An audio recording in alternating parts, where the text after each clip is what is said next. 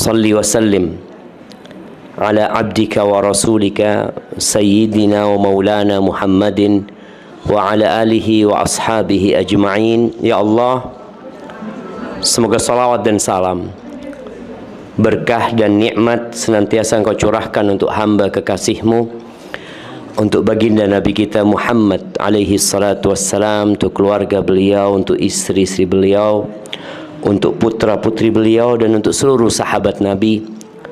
Semoga Allah meridai kita bersama mereka. Amma ba'd, kajian ini dikhususkan buat emak-emak memang ya, karena harapannya kalau emak-emak solehah, insya Allah rumahnya terang benderang, walaupun suaminya kurang soleh gitu. Ana ingin bertanya, kira-kira umi-umi yang ada di sini nih, yang sudah berumur di atas 50 tahun ya, yang mungkin sudah 60 tahun, kira-kira masuk surga enggak ya?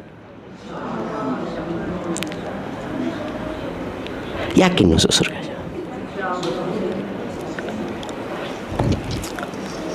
Ketika Nabi SAW berada di kota Madinah ya, setelah 13 tahun di kota Mekah ya, kita tahu bagaimana perjuangannya Khadijah radhiyallahu taala anha. Kita tahu bagaimana perjuangannya mereka yang hijrah, yang akhirnya mereka kehilangan semua hartanya, rumah ditinggal ya, pekerjaan ditinggal. Sebagian sahabat itu tidur di masjid, gak punya rumah.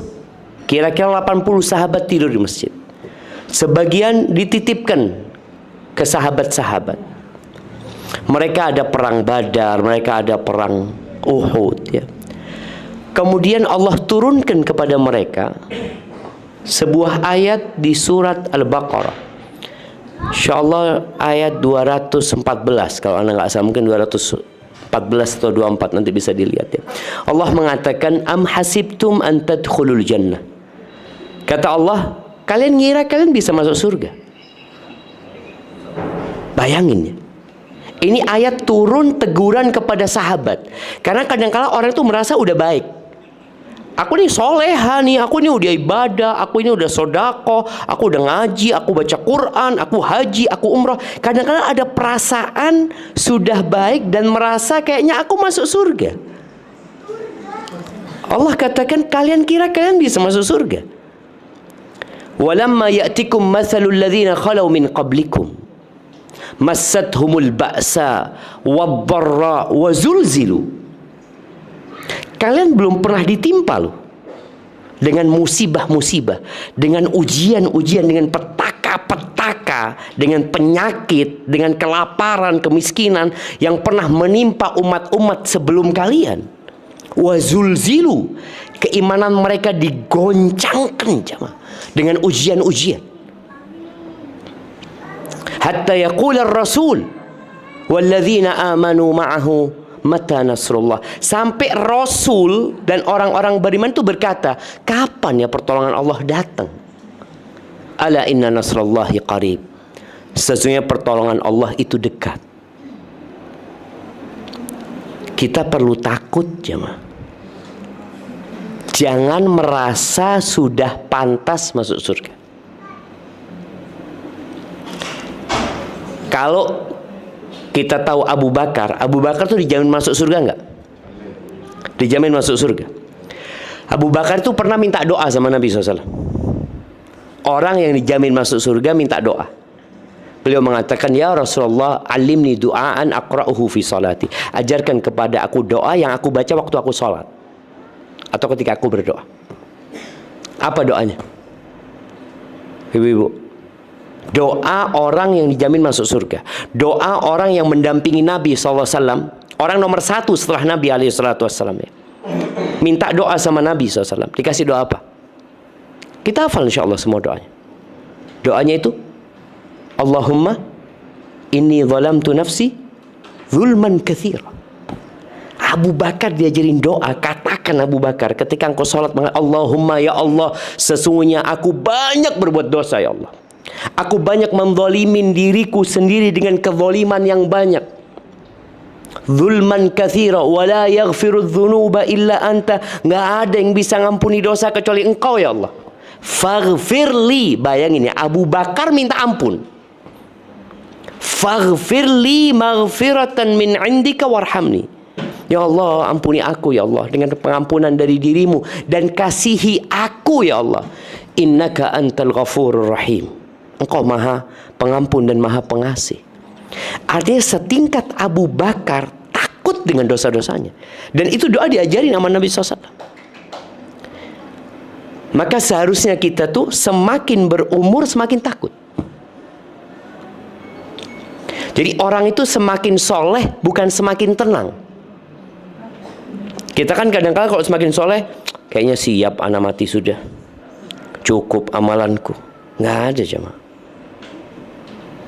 Maka ahibati fillah, hari ini anak ingin kita mengevaluasi amalan yang sudah kita amalkan, dan sisa umur yang tersisa untuk amalan nanti. Rasul sallallahu alaihi wasallam itu pernah menyampaikan kepada para sahabatnya, ada satu perkara yang beliau sangat khawatirkan menimpa umatnya, bahkan lebih beliau cemaskan daripada Dajjal. Beliau mengatakan, ala ukhbirukum bima huwa akhwafu alaikum indi minal masih Dajjal. Kalian mau nggak aku kasih tahu tentang satu perkara yang lebih aku takutkan? Jadi di sisiku itu lebih menakutkan menimpa kalian daripada Dajjal.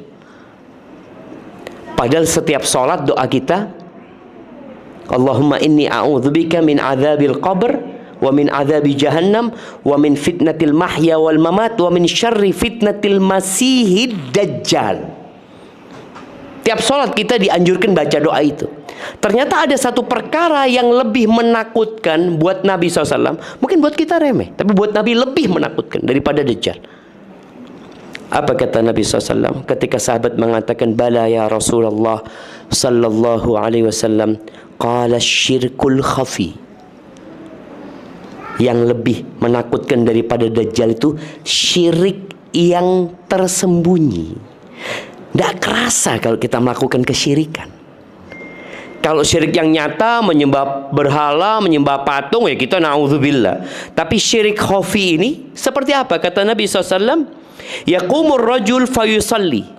Ada orang yang sholat. Ini contoh. Fayuzayyin salatahu lima yarahu lima yara min nadharir rajuli. Orang ini sholat karena ada yang lihat, akhirnya dia memperindah sholatnya. Jadi berapa banyak ibadah yang kita lakukan sebenarnya bukan untuk Allah Azza wa Jalla. Sekarang nih kita udah hijrah. Ya kalau kita lihat zaman dulu, jarang kita lihat emak-emak pakai kerudung. Bahkan istrinya ustadz pun nggak pakai kerudung zaman dulu. Jida-jida kita pakai apa? Pakai kebaya yang transparan ya, yang kemudian tali BH-nya kelihatan. Iya, artinya itu biasa gitu loh. Itu biasa. Padahal ini orang-orang ya muslimat gitu. Dan aneh kalau ngelihat foto-foto lama, anak ngelihat anak punya jida, anak ngelihat anak punya amati, ya Allah pakaiannya kayak gini mereka dulu ya. Sekarang udah nggak ada, alhamdulillah. Anak bersyukur sama Allah Azza wa Jalla.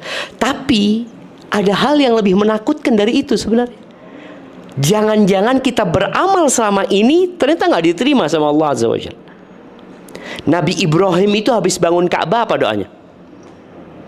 Nabi Ibrahim bangun Ka'bah.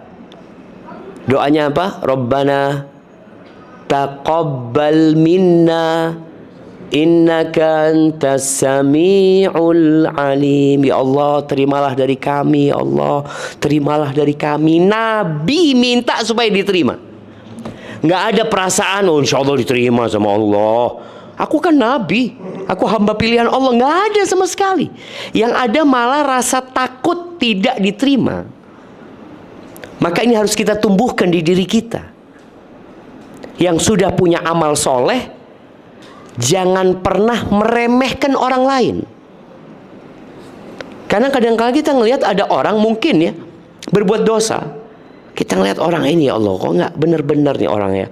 Udah umur, udah tua, tetap aja berbuat dosa kayak gitu. Jangan loh. Seharusnya tatkala kita melihat orang lain belum dapat hidayah, apa yang kita lakukan? Doakan dia. Doakan dia. Kadzalika kuntum min qabl famanallahu alaikum. Allah mengingatkan para sahabatnya, kalian dulu juga sesat. Sama. Terus Allah kasih hidayah sama kalian gitu loh. Jadi kita sama semuanya dulu sesat loh jemaah. Oh enggak, Ustaz, anak dari kecil sudah. Nggak ada. Sampai Allah Azza wa Jalla mengatakan dalam hadits qudsi, ya ibadi kulluhukum dhallun illa man hadaitu. Wahai hamba-hamba, kalian semua tersesat kecuali orang yang aku kasih hidayah. Fastahduni. Mintalah hidayah kepada aku. Aku kasih hidayah kepada kalian. Maka kita nggak boleh berhenti doa ihdinas siratal mustaqim. Tadi pagi kita baca sholat subuh. Kalau kita sholat duha kita baca lagi. Sholat duhur kita baca lagi. Asar barusan kita baca lagi. Ihdinas siratal mustaqim. Ihdinas siratal mustaqim. Nanti sholat maghrib 3 kali kita baca ihdinas siratal mustaqim. Isya 4 kali kita baca ihdinas siratal mustaqim. Gak berhenti jamaah. Karena kita berada di daerah yang sangat menakutkan. Iman kita ini bisa diambil loh jemaah. Walaupun kita sekarang sudah istiqomah. Ahibati fillah, setan tuh nggak pernah tidur siang. Maka agar kita dapat ikhlas dalam beramal ya, yang sudah beramal. Ada yang belum beramal. Ada yang masih, nanti insya Allah akan taubat ya. Semoga Allah berikan hidayah. Ada di antara kita yang mungkin masih melakukan perbuatan dosa yang Allah tidak sukain. Semoga Allah memberikan hidayah. Yang sudah beramal tetap berdoa. Apa doanya? Ya muqallibal qulub, tsabbit qalbi ala dinik. Wahai yang membolak-balikkan hati, tetapkan hatiku di atas agamamu. Kemudian jamaah, ada sebuah doa yang kata Nabi SAW, kalau kalian baca doa itu, insya Allah tuh syirik kecil dan besar akan dihindarkan dari kita. Apa doanya? Jemaah, apa doanya yang Nabi ajarkan agar kita terhindar dari syirik kecil dan syirik besar? Intinya agar Allah menerima amalan kita. Kita selamat dari perbuatan yang membuat amalan kita ditolak. Doanya, Allahumma inni a'udzubika an usyrika bika wa ana a'lamu wa astaghfiruka lima la a'lamu. Ya Allah, aku berlindung kepadamu, jangan sampai aku ini melakukan kesyirikan yang aku ketahui. Dan aku memohon ampun kepadamu dari melakukan kesyirikan yang aku nggak sadari. Minta terus. Dan doa ini diajarkan kepada para sahabat yang mereka orang-orang pilihan, apalagi kayak kita. Makanya di antara doanya Umar bin Khattab radhiyallahu anhu, beliau mengatakan, Allahumma ja'al amali kullahu salihan. Ya Allah, jadikan semua amalku soleh ya Allah. Waj'alhu liwajhika khalisan. Jadikan amalan ini murni hanya untukmu ya Allah. Wala taj'al li ahadin fihi syai'an. Jangan sampai ada sesuatu selain engkau di dalam amalanku itu. Karena Allah itu paling tidak butuh dengan sekutu. Allah yang menciptakan langit dan bumi ini. Allah yang memberikan rizki kepada kita. Semuanya dari Allah. Kok tahu-tahu kita beramal bukan untuk Allah gitu loh. Kita sisipkan selain Allah. Kita ingin dipuji orang, disanjung orang. Kata Allah Azza wa Jalla dalam sebuah hadis qudsi, Ana kata Allah, aghna syuraka anis syirk. Aku adalah yang paling tidak butuh dengan sekutu. Man amila amalan asyraka fihi ma'i ghairi taraktuhu wa syirkahu. Barang siapa yang beramal kemudian dia sisipkan dalam amalan itu selain aku, maka aku tinggalkan dia dengan yang dia sekutukan aku dengannya. Maka yang pertama, usahakan kita tidak berhenti berdoa. Apalagi di akhir Jumat nih, waktu mustajabnya doa. Yang kedua, menyembunyikan amalan. Jadi kita perlu punya amalan, ibu-ibu yang suaminya nggak tahu, anak-anaknya nggak tahu, pembantunya nggak tahu, hanya dia sama Allah yang tahu. Mungkin? Apa nggak mungkin? Nah, apa kira-kira amalan yang bisa disembunyikan? Ibu-ibu, apa kira-kira amalan yang bisa disembunyikan nggak ada yang tahu? Sedekah? Mungkin. Sholat malam. Sholat malam. Makanya Nabi SAW mengatakan rahimallahu rajulan. Allah merahmati seorang suami. Qama minal laili fasalla. Suami ini sholat malam, tapi dia nggak bangunkan istrinya. Dia sholat sendiri. Dia sholat 2 rakaat, mungkin dia sholat 11 rakaat. Selesai sholat baru dia bangunkan istrinya.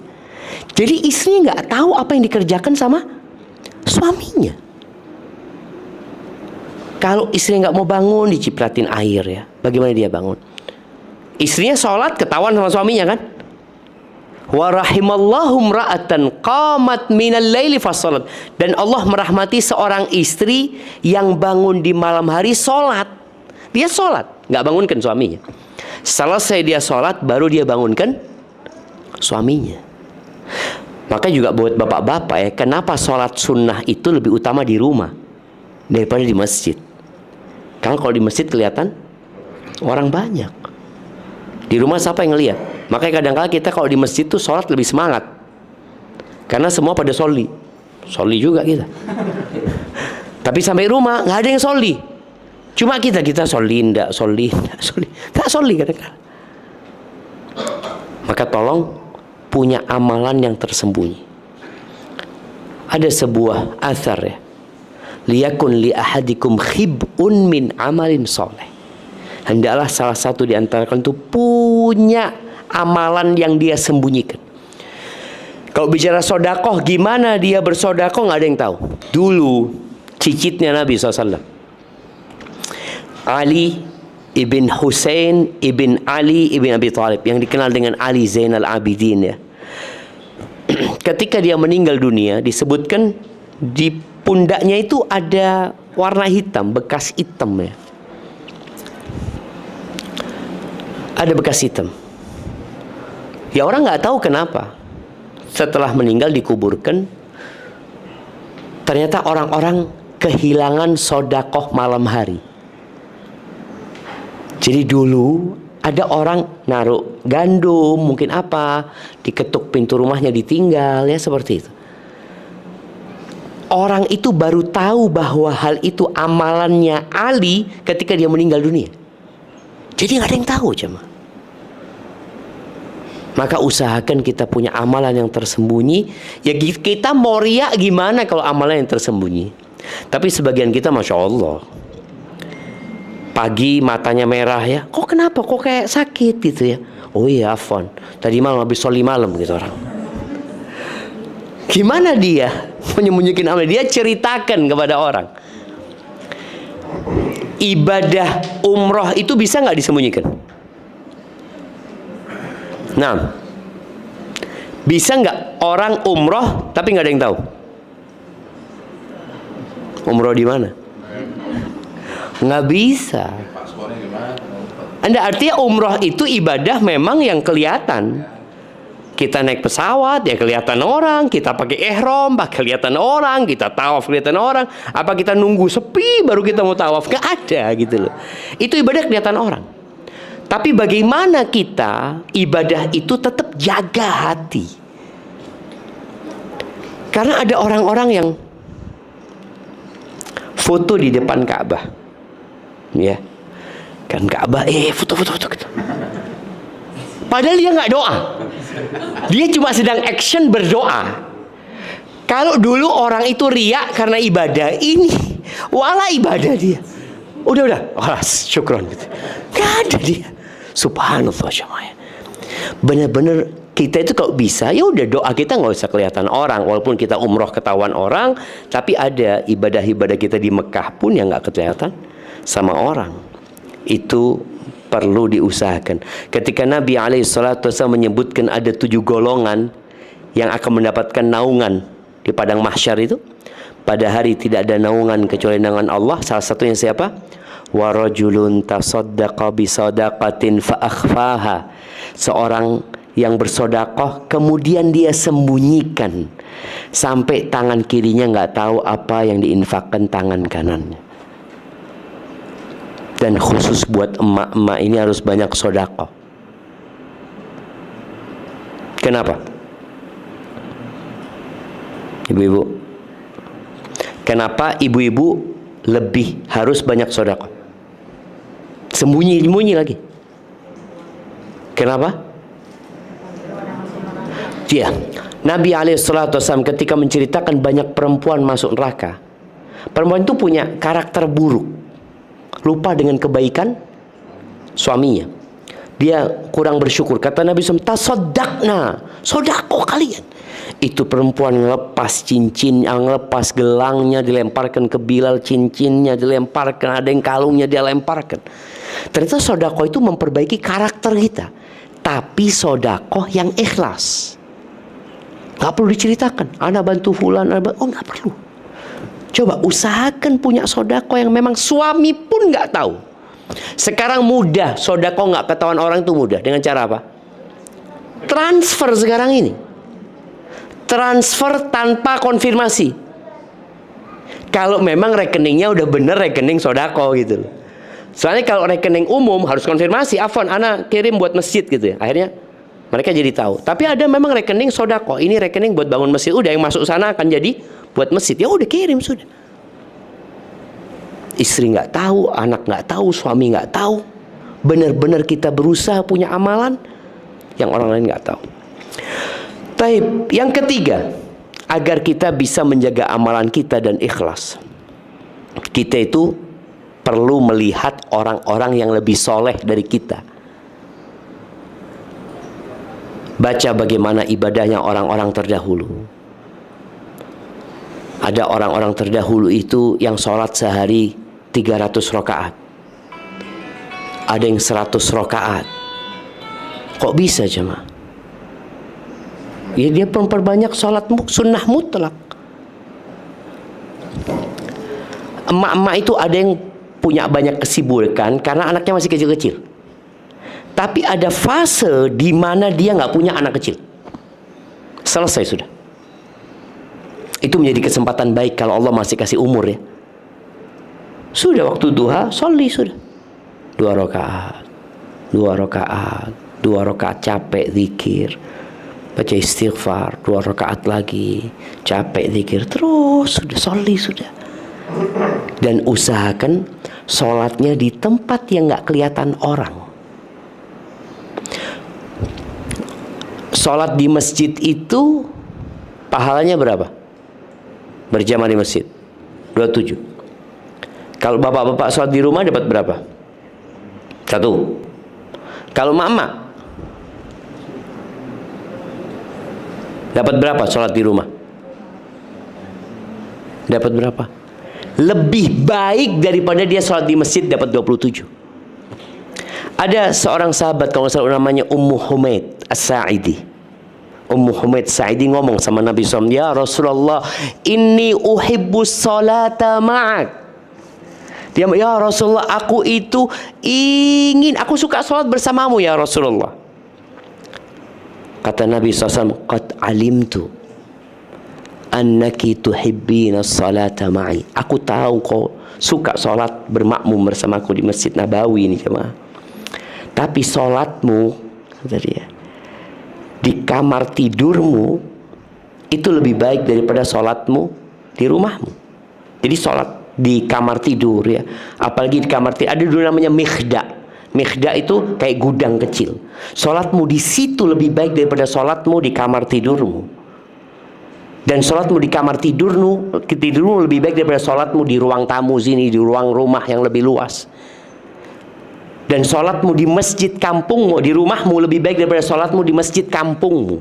Dan sholatmu di masjid kampungmu lebih baik daripada sholatmu di Masjid Nabawi. Bayangin dia. Akhirnya Ummu Humaid ini minta dibikinkan musola di pojok rumahnya yang paling gelap, yang paling tidak kelihatan. Di situ dia beribadah sampai mati. Nggak pernah lagi dia ke masjid. Padahal sholat di masjid nggak dilarang. Tapi kalau bicara lebih baik artinya lebih tersembunyi. Kalau sekarang alhamdulillah mungkin di kamar tidur ya. Kemudian ada kadangkala beberapa kamar tidur itu luas, ada ruangan lagi yang tersembunyi. Ya udah, bikin musola itu bukan yang kelihatan orang. Kadangkala kan perempuan bikin musola di rumah tapi kelihatan pembantu, kelihatan tamu, kelihatan siapa, kelihatan kita ibadah di situ. Boleh. Tapi kalau kita pilih tempat yang lebih tersembunyi, itu lebih baik. Udah nggak ada yang tahu. Di kamar itu kunci kamarnya, di pojokan sholat sudah di situ. Pas keluar kamar, mama dari mana? Habis sholat, habis sholli. Nggak perlu cerita, habis sholli. Udah sholatnya tersembunyi, cerita lagi sama orang. Ada urusan di kamar. Jadi ada kondisi kita benar-benar menyembunyikan amalan kita. Tadi kita belajar, kita baca cerita-cerita ulama-ulama terdahulu ya. Ada kisah seorang wanita yang diperkosa. Ketika dia perkosa, dia itu membakar tangannya dengan lilin. Dalam kondisi dia mungkin diikat ya, tapi dia masih bisa membakar jarinya dengan lilin. Yang memperkosa itu heran, kenapa engkau lakukan itu? Iya, aku takut ketika engkau menggauliku, aku merasakan kenikmatan yang nanti aku diazab sama Allah Azza wa Jalla. Maka biar tanganku ini menjadi saksi juga kalau aku tidak menginginkan ini terjadi, kata dia. Sampai seperti itu. Maka kita kalau kumpul sama orang-orang yang di bawah kita, kita merasa, oh ana lebih baik dari fulana, ana lebih ahsan dari fulan. Jangan. Baca sejarah, baca kisah-kisah para sahabat bagaimana ibadah mereka. Aisyah itu janda sejak umur 17 tahun. Udah jadi janda. Dia meninggal umur 64 kalau nggak salah, ana lupa ya. Berapa lama dia menjadi janda, jemaah? Dan istri-istri Nabi itu nggak boleh nikah lagi. Aisyah itu ibadahnya, puasanya Aisyah itu puasa dahr. Cuma Idul Fitri dia nggak puasa, Idul Adha dia nggak puasa, Ayam Tasyrik dia nggak puasa, tapi sepanjang tahun dia puasa. Bagaimana menjaga syahwatnya istri Nabi ya. Jadi diuji sama Allah Azza wa Jalla. Dan Aisyah itu kalau punya fulus, dia pernah jual rumah, semua fulusnya disodakohkan sama Aisyah. Maka kalau kita sodakoh merasa sudah banyak, tolong ketika kita merasa sodakoh banyak itu, bandingkan dengan yang kita tinggalkan. Karena hitungan pada hari kiamat itu hitungan persentase. Bagaimana hitungan persentase? Nabi SAW menyebutkan 1 dirham bisa mengalahkan 100 dinar. 1 dirham bisa mengalahkan 100 dinar. 1 dirham itu ya 1/10 dinar sebenarnya. 1/10 dinar bisa mengalahkan 100 dinar. 100 dinar itu jamaah berapa gram? 425 gram emas. Hampir setengah kilo. Kira-kira sekarang ya 500 juta mungkin lah. 500 juta. Itu bisa dikalahkan dengan yang cuma mungkin 1 juta. Bisa ngalahkan yang 500 juta. Sahabat tanya, "Kaifa ya Rasul?" Gimana ya Rasulullah? Itu orang hanya punya harta 2 dirham. Hartanya cuma 2 dirham. Ketika dia sodakohkan 1 dirham, berapa yang dia sodakohkan? Setengah hartanya cuma. 50% hartanya. Maka hitungan pada hari kiamat itu bukan dengan jumlahnya. Yang sodakoh nih 100 dinar, 500 juta dia sodakoh, dia punya uang banyak di rumahnya. Dia cuma ngambil sedikit, kemudian dia sodakohkan. Sisanya masih banyak. Makanya kadang-kala kita itu merasa, alhamdulillah dulu anak bisa sodakoh cuma 100 ribu, Ustaz. Sekarang alhamdulillah bisa sodakoh 100 juta, Ustaz. Waktu dulu 100 ribu, berapa uangmu? Cuma 500 ribu. Dia bisa sodakoh 100 ribu. Sekarang uangmu berapa? 1 M. Sodakohmu berapa? 100 juta. Berarti cuma 10%. Dulu sodakohmu seperti itu jamaah. Jadi kita harus benar-benar ngitung berapa yang kita tinggalkan, berapa yang kita simpan. Maka kalau kita nggak baca sejarah, kita nggak baca orang-orang soleh, kita merasa udah soleh. Maka yang keempat itu kita perlu, ini menjadi penyakit manusia ya. Yang tadi di awal Anda sebutkan, penyakit manusia itu sudah merasa cukup dengan amalannya, puas dengan kesolehannya, dengan bacaan Qur'annya, dengan sholat sunnahnya, dengan puasa sunnahnya, dia merasa puas. Makanya ada seorang wanita yang datang kepada Nabi SAW. Ketika dia mau pulang, Nabi tanya sama perempuan ini, "Adzatu zaujin anti?" Engkau punya suami? Kata dia, "Iya ya Rasulullah, aku punya suami." "Kaifa anti minhu?" Gimana sikapmu kepada suamimu? Kira-kira ibu-ibu kalau dikasih pertanyaan ini jawabannya apa? Ibu-ibu. Nah, ada mic, kasih ke ibu-ibu mic. Mana mic satunya? Itu tuh. Kasih mic itu. Hidup nggak? Hidup nggak?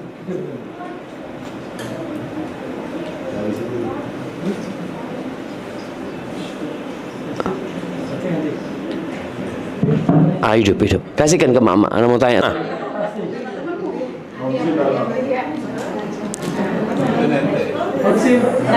Siap. Pertanyaannya, bagaimana sikap ibu kepada suami ibu selama hidup ini? Sudah berbuat baik, sudah kayak apa? Kira-kira suami ibu nuntut ibu nggak hari kiamat nanti? Kira-kira kita kan tadi, ibu merasa sudah baik nggak sama suaminya? Perasaan, ya, siap. Itu yang Anda inginkan. Jadi kalau ditanya perempuan itu perasaan mah enggak, insya Allah Ustaz. Suami Anda yang kurang bersyukur Ustaz dapat anak. Ya, ini perempuan yang ditanya sama Nabi SAW, gimana sikapmu kepada suamimu? Qala la aluhu illa ma'ajiztu. Aku tidak pernah menyia-nyiakan dia ya Rasulullah, kecuali yang aku nggak mampu. Jadi dia sangat maksimal memberikan pelayanan kepada suaminya. Ini bahaya jemaah. Apa kata Nabi SAW? Unzuri aina anti minhu. Kau perhatikan lagi ya, bagaimana sikapmu kepada suamimu, karena suamimu itu surgamu atau nerakamu. Jadi kita kadang merasa sudah, belum tentu sudah. Maka tolong jangan merasa sudah soleh. Tadi perasaan sudah baik itulah yang membuat kita akhirnya tidak pernah menambah kebaikan kita. Apa sih kurangnya aku? Kayaknya nggak ada. Ahibati fillah. Ada sebuah ungkapan ya dari salafus saleh yang mengatakan ada seorang yang masuk surga gara-gara dosa. Dan ada orang yang masuk neraka gara-gara ketaatan dia. Ini orang taat masuk neraka, orang berbuat dosa masuk surga. Loh, kok bisa? Para ulama menjelaskan, ini orang yang berbuat dosa, dosa itu selalu menghantui dia. Dia takut, ya Allah aku berbuat dosa. Kemudian dia istighfar, dia mohon ampun, dia malu sama Allah SWT. Akhirnya dosanya ini menggiring dia menuju ke surga. Karena dia akhirnya jadi orang baik, tapi masih takut sama dosanya. Tapi ada orang yang melakukan ketaatan, kemudian dia bangga dengan ketaatannya, dia merasa sudah soleh, bahkan dia meremehkan orang lain. Akhirnya dia masuk neraka gara-gara ketaatan dia yang dibalut dengan ujub. Dan kata Nabi SAW, termasuk yang menghancurkan manusia itu i'jabur rajuli binafsi. Dia takjub sama dirinya. Ada perempuan kalau bercermin ketawa-ketawa sendiri, ada yang lihat, ya Allah bagus banget anak punya anak ya. Dia lihat kiri kanan, ada yang bangga sama dirinya sendiri. Padahal ketika tanya sama anaknya, nak, mama gimana nak? Mama udah tua mah. Tapi ketika dia bercermin, dia merasa masih muda. Anaknya, itulah kadang-kala kita perlu yang namanya apa namanya ya? Auditor eksternal. Soalnya kalau kita mengaudit diri sendiri, kadang-kala merasa kayaknya sudah khair anak ini. Iya. Ada orang yang suka ngomongin orang lain tapi nggak sadar. Anaknya yang tahu. Anaknya itu ngomong, Ustaz, anak punya abah kayak gini Ustaz, anak punya umi kayak gini Ustaz. Gimana Ustaz ya? Tapi dua orang ini, abah sama umi anak, merasa nggak masalah.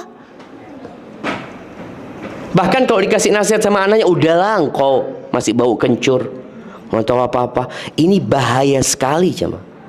Dan memang sombong itu menolak kebenaran dan meremehkan orang lain. Maka kita perlu takut. Yang kelima ini, kita perlu takut amalan kita nanti nggak diterima sama Allah. Perasaan takut itu yang membuat kita habis sholat baca apa? Astaghfirullah, astaghfirullah, astaghfirullah. Bayangkan habis sholat istighfar, bukan habis berbuat dosa loh. Kalau orang habis berbuat dosa, habis gibain orang lalu astagfirullah, astagfirullah, ya pantas dia berbuat dosa. Ini habis sholat istighfar. Ini menunjukkan bahwasanya kita memang perlu takut. Jangan-jangan sholatku nggak diterima sama Allah Azza wa Jalla. Berapa banyak sholat kita yang hanya 1/10 yang diterimanya. Bahkan ada orang yang sholat selama 60 tahun. Kata Nabi SAW, Innar rajula la yusalli salata sittina sana walam tuqbal lahu salah. Ada orang yang sholat selama 60 tahun, satu pun sholatnya nggak ada yang diterima. Satu pun nggak ada yang diterima. Kenapa? Asal-asalan dia sholat. Yutimmu ruku'ahu wa la yutimmu sujudahu, yutimmu sujudahu wa la yutimmu ruku'ahu.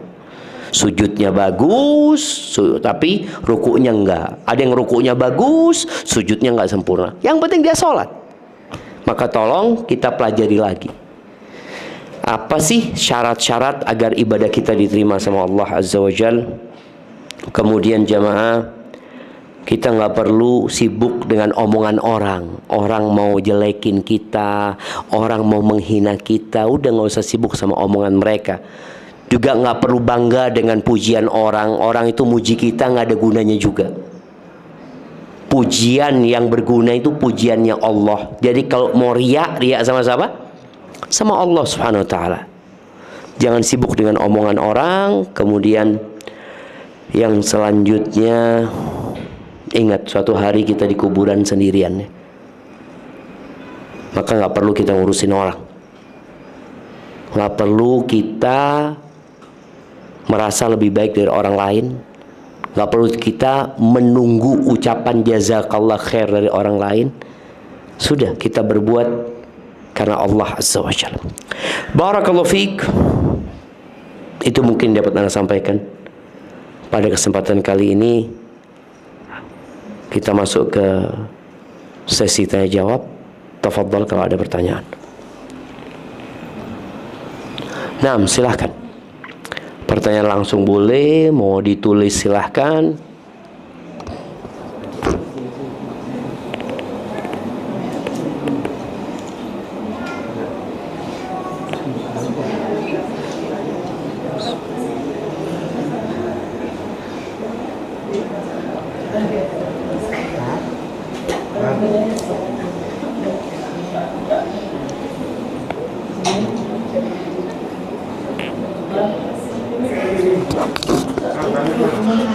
Nah, tafadhal.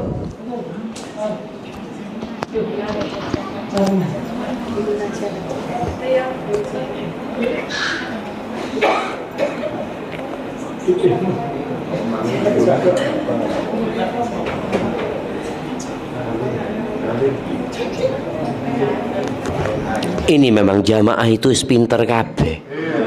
Nah, tidak ada yang perlu ditanyakan. Itu seperti itu sudah paham semua.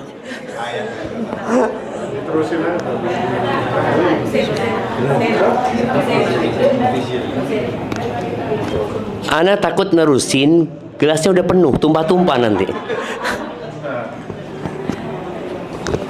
Nah, tafadhal. Nah, silahkan. Bismillah jamaah.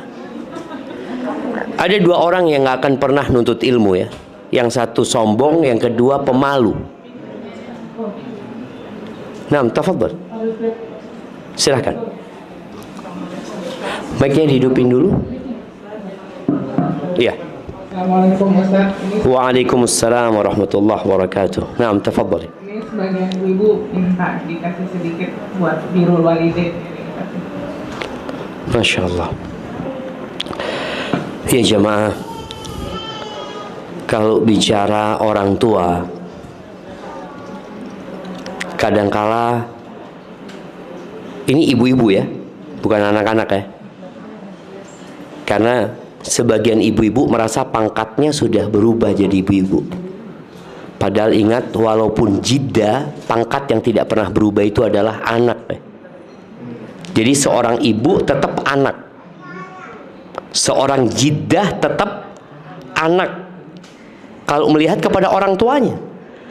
Jangan merasa karena sudah punya keluarga sendiri, sudah punya anak, sudah punya cucu, lupa kalau dia punya kewajiban berbakti kepada orang tuanya. Jadi berbaktinya seorang muslim kepada orang tua itu hayyan wa mayyitan. Jadi bukan hanya ketika hidupnya, tapi ketika mati pun kita tetap wajib berbakti sama orang tua kita. Hanya saja berbeda berbaktinya.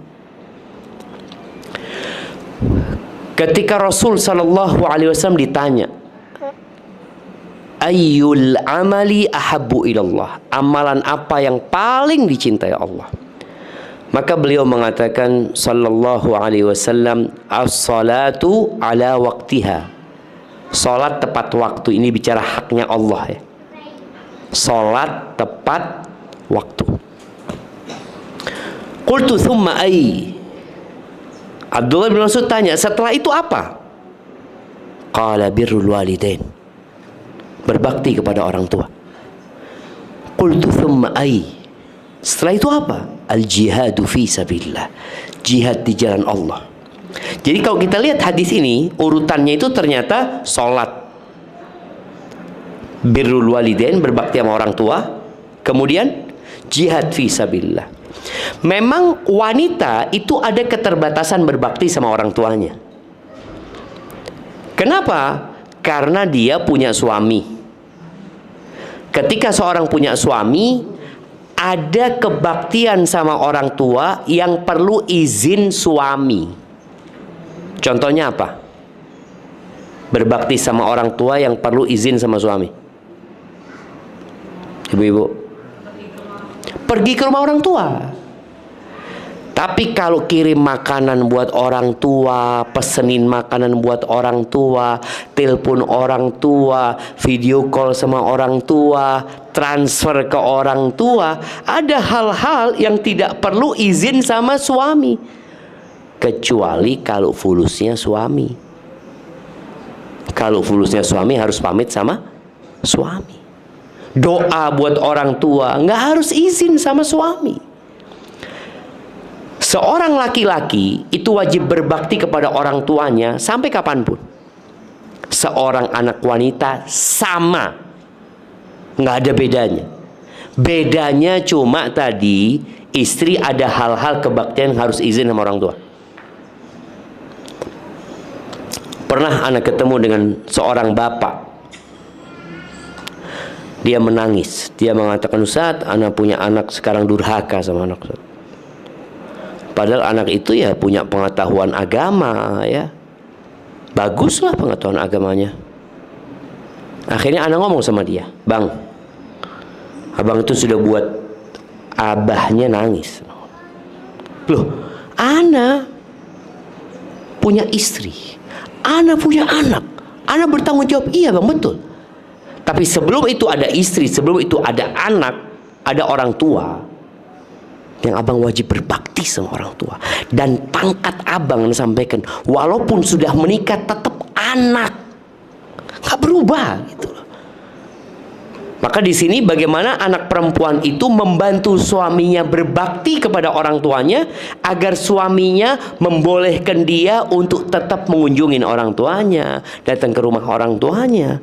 Dan jangan sampai kesibukan dengan keluarga membuat kita lupa sama orang tua kita.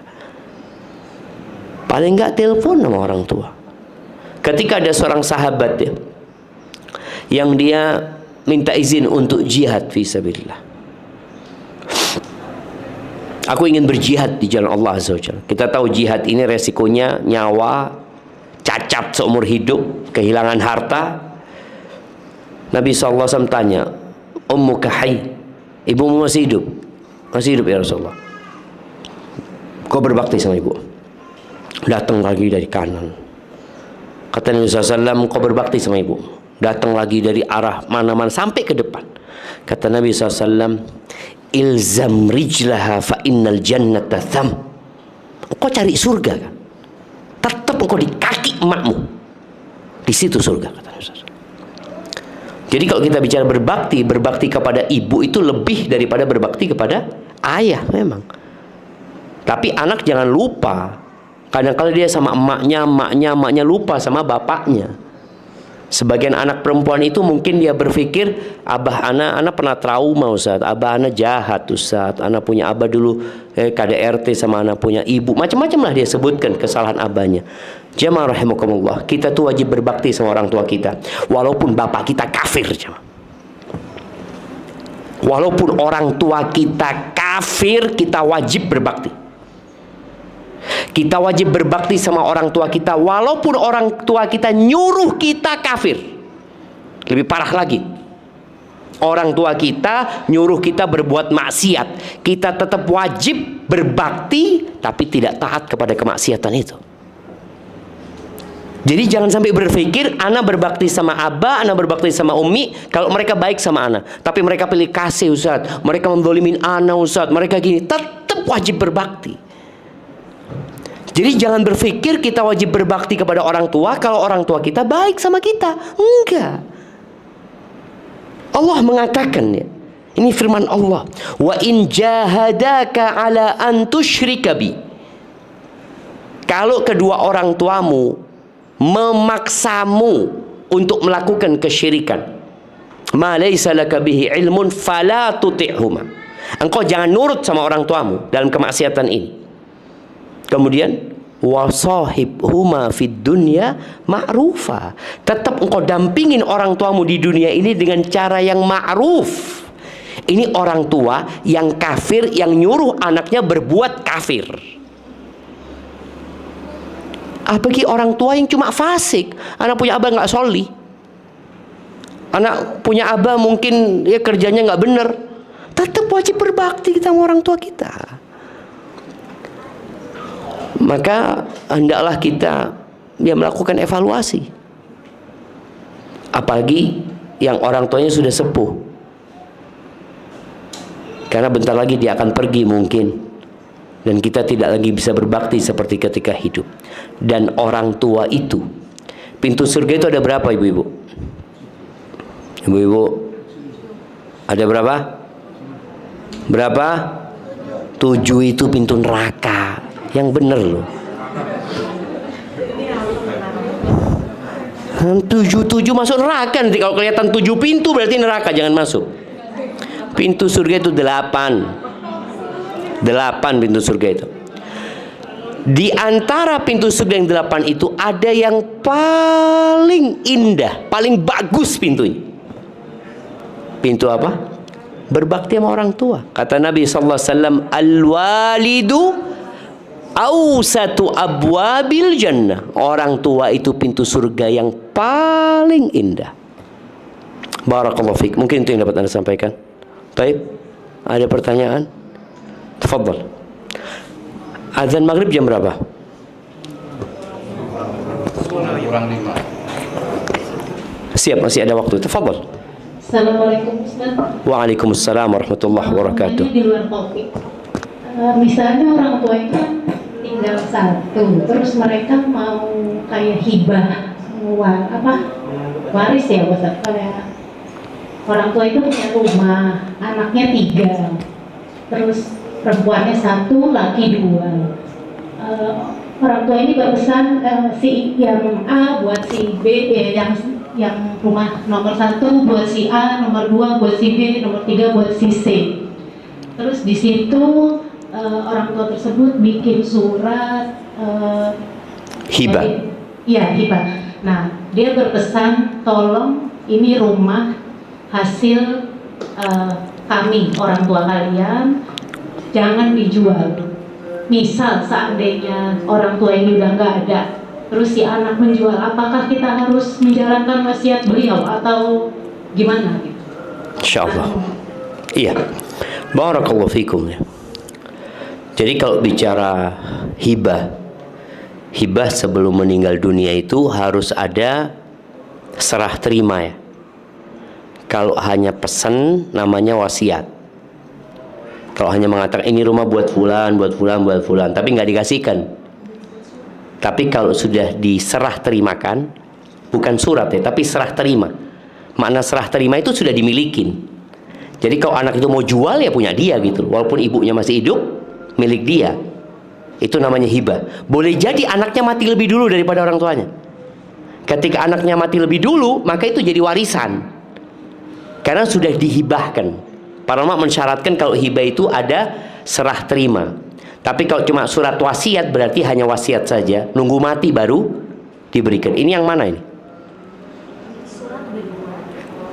Surat apa? Kayak surat buat si A, si B, si C. Iya. Kalau di depan pengacara ini yang si ini buat si ini ya, saya kasih. Iya, berarti sudah diterimakan kan? Iya, nggak nunggu mati baru diberikan. Aman, berarti sudah jadi milik mereka. Tapi tinggal sekarang wasiat rumah tadi. Kalau bicara wasiat, orang tua itu boleh berwasiat sepertiga dari hartanya. Jadi kalau dia wasiatkan rumah ini jadi rumah induk. Kalau nilainya sepertiga dari seluruh harta warisannya, boleh. Walaupun nilainya perempuan dan laki beda itu nggak apa-apa. Ini yang ditanya hibahnya apa wasiatnya tadi? Hibahnya. Oke, kalau hibahnya itu ada 2 pendapat ulama. Yang pertama mengatakan hibah itu seperti warisan, berarti 1:2. Tapi yang kedua, dan analis pendapat ini lebih kuat ya, kalau hibah itu boleh sama. Boleh sama. Kalau ternyata tidak sama, kembali kepada keridhaan mereka. Karena pada hakikatnya orang tua itu nggak boleh pilih kasih ya sama anaknya. Jadi kalau mereka ridho, alhamdulillah sudah selesai. Tinggal yang masalah wasiat. Wasiat itu boleh dilaksanakan karena ada orang tua yang wasiat. Abah minta rumah itu jangan dijual ya. Rumah itu jadi tempat kumpulnya keluarga. Sudah. Kalau wasiatnya seperti itu dan nilainya nggak lebih dari sepertiga, dilaksanakan.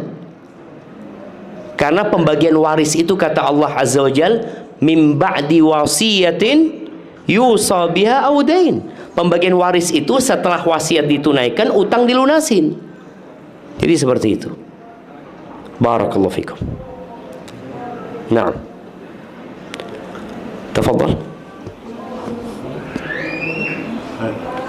Soal tadi keikhlasan. Kalau ibadah itu tujuannya untuk ditalim, untuk anak-anak kita, mendidik anak-anak kita sendiri. Apa itu termasuk riya? Nah, Assalamualaikum. Jadi tentang keikhlasan amal yang disembunyikan, masuk dari sholat malam. Jadi ada riwayat Imam Ahmad bin Hanbal ya, 300 rakaat itu yang meriwayatkan kalau masalah putranya Abdullah. Artinya itu diketahui saja. Nah, kalau untuk diri kita, misal kita melaksanakan suatu amal sholat malam, kita tetap ikhlas dan tujuannya diketahui sama anak istri kita untuk diikuti.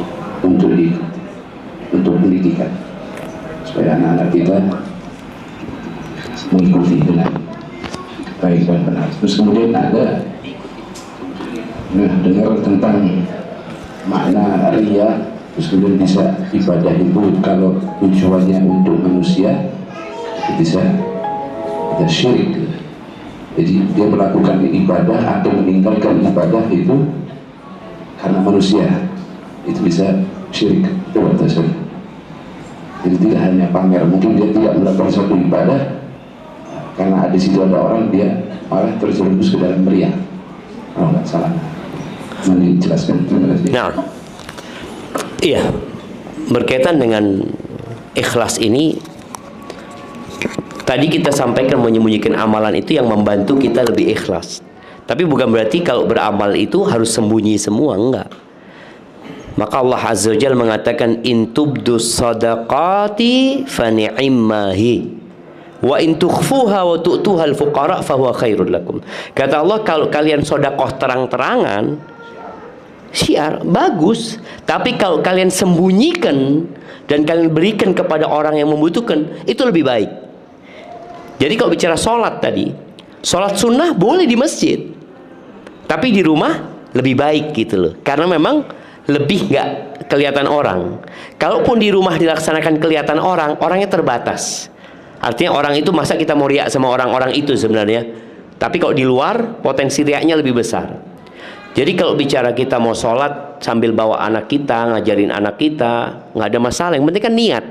Jadi kalau menunjukkannya itu nggak apa-apa, asalkan niatnya tetap lillahi ta'ala. Dia bicara untuk ngajar, ya dalam rangka untuk mendidik anak-anaknya. Ya kalau bicara tadi meninggalkan amalan karena manusia. Jadi ada orang yang meninggalkan amalan karena manusia ini kondisinya beda-beda. Kondisi yang pertama, dia mau beramal tapi kelihatan orang, dia mau tunda. Bukan dia nggak sholat sama sekali gitu, enggak. Tapi dia menunda. Tapi ada orang yang kelihatan orang, udah nggak sholat. Dan anak ingat dulu di kampung anak itu ada satu orang yang nggak pernah sholat di masjid. Anak tanya, kenapa? Kata dia, takut riak anak. Iya, dia meninggalkan sholat di masjid takut riak loh, nggak bener ini gitu loh, seperti itu. Kenapa? Karena sholat berjamaah ini memang sholat yang kelihatan orang, dan itu sebenarnya semua orang sama. Semua orang laki itu seharusnya semuanya di masjid. Yang membedakan apa? Sunnahnya tadi. Engkau kalau kepingin nggak kelihatan orang, ya qobliyahnya di rumah, ya ba'diyahnya di rumah gitu loh. Tapi kalau berjamaah, ya memang orang-orang munafikin itu sholat ke masjid tapi riya. Kata Allah Azza wa Jalla, innal munafiqina yukhadi'una Allah wa huwa khadi'uhum idza qamu ila sholati qamu kusala. Orang munafik itu kalau sholi males, tapi kalau ada yang ngelihat semangat dia, yura'unan nas, riya dia. Jadi kalau meninggalkan tadi karena manusia sehingga dia tidak mau beramal, jadi bisa terjebak dalam kesyirikan sebenarnya nantinya seperti itu. Jadi jangan sampai kita akhirnya meninggalkan amalan karena manusia, tapi kita meninggalkan amalan karena takut dipuji manusia, kemudian kita cari waktu lain. Contoh kita mau sedekah, anak mau sedekah, aduh kelihatan orang, nunggu nanti orang pada pergi baru kita kasih. Nggak apa-apa yang seperti itu. Bukan akhirnya, aduh kelihatan sandak sedekah anak, akhirnya dia malah nggak sedekah gitu. Itu yang tidak diperbolehkan ya. Hadza wallahu a'lam bissawab. Nah, baik, ada pertanyaan? Tafadhal.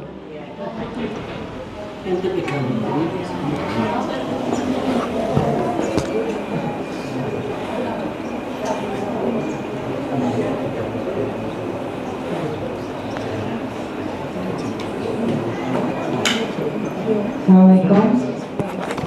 Apa Ustaz. Waalaikumsalam warahmatullahi wabarakatuh. Bertanya, Nah, kalau seandainya kita lagi jualan gitu Ustaz, terus ada yang pesan tapi untuk maulid atau untuk ulang tahun, gitu gimana ya Ustaz hukumnya?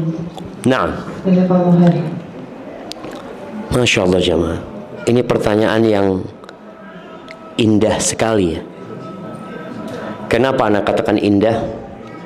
Ketika seorang mulai berpikir boleh atau tidak boleh, itu menunjukkan kepedulian dia dengan agama.